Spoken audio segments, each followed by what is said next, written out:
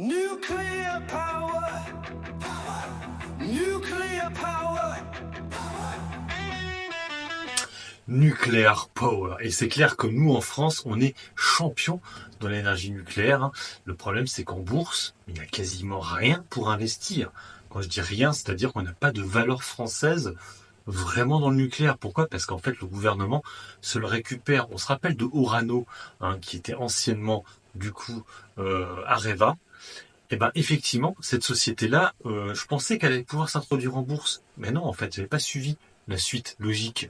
Parce qu'en fait, ils avaient annoncé qu'ils voulaient peut-être rentrer en bourse, peut-être en 2021, je crois, un truc comme ça.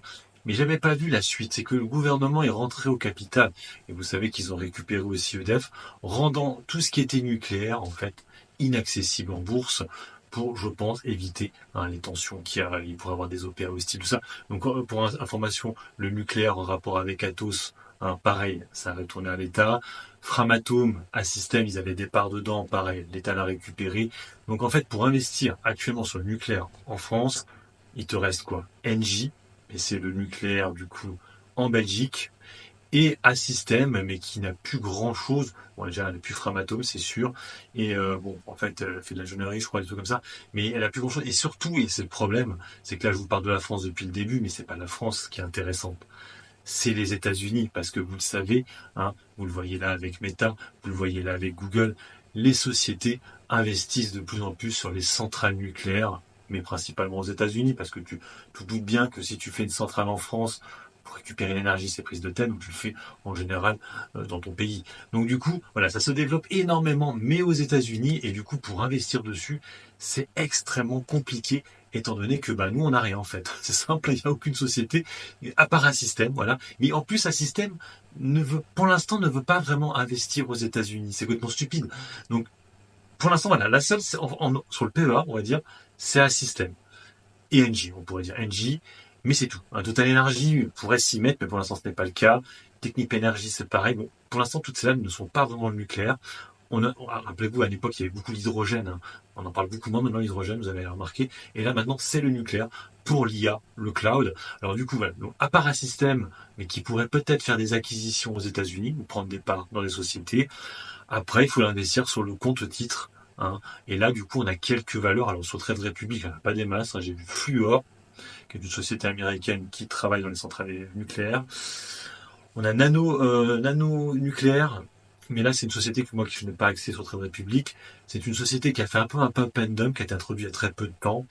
Donc bon, moi en tout cas je peux pas l'acheter. Et après il y a aussi énormément de sociétés du côté du Canada, dans l'uranium, des choses comme ça, hein. Mais le problème c'est que c'est au Canada.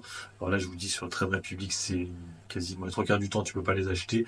Donc c'est vrai que bon, ça rend le truc un peu compliqué dans le nucléaire, surtout en France. Aux États-Unis il y a des possibilités, mais c'est vrai que je trouve que pour travailler l'IA, en tout cas, si tu veux travailler au niveau de l'investissement dans l'IA, il faut prendre une valeur au moins dans le nucléaire, parce que ça va être vraiment l'énergie du futur, parce que les sociétés tech, les Batman, auront besoin, hein, d'énergie pour leur cloud.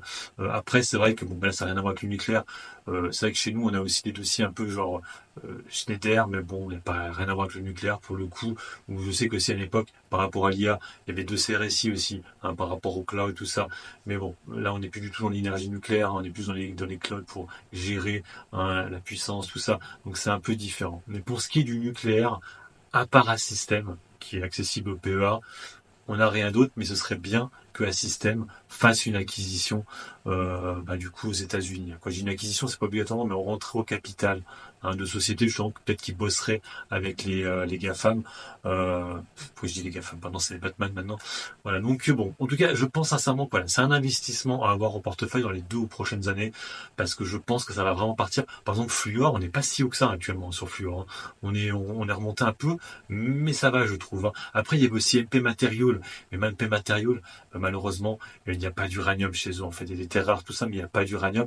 Et on l'a vu aussi dernièrement, Trump voudrait récupérer, je crois que c'est le Groenland, hein, parce qu'effectivement, il me semble qu'il y a un petit peu d'uranium là-bas, hein, et c'est pour ça, hein, qu'il commence à aller chercher, il voudrait le racheter, hein, ce continent, au Danemark, et le Danemark est pas très chaud pour ça, bon, il n'y a pas que ça, bien sûr, il y a aussi les positions stratégiques hein, par rapport à la Russie et aussi peut-être d'autres terres rares. Donc le nucléo power, qu'est-ce que vous faites? Vous investissez ou vous investissez pas?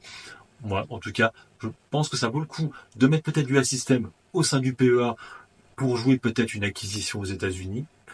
Après, Engie, c'est un peu différent étant donné que, bon, déjà, il y a l'État au capital déjà de 1, et bon, à part la Belgique, il n'y a rien de spécial, mais on pourrait aussi tenter. Hein. L'avantage de la système, c'est qu'il n'y a pas le gouvernement au capital. Engie, il y a le gouvernement au capital, et après, peut-être prendre une valeur, comme je dis, fluor ou nano nucléaire. Après, si vous avez d'autres valeurs, vous pouvez le mettre sous ma vidéo. Ça peut aider hein, des gens pour leur investissement ou leur trade. Allez, sur ce, moi je vous laisse. Et puis n'oubliez pas, Nuclear power.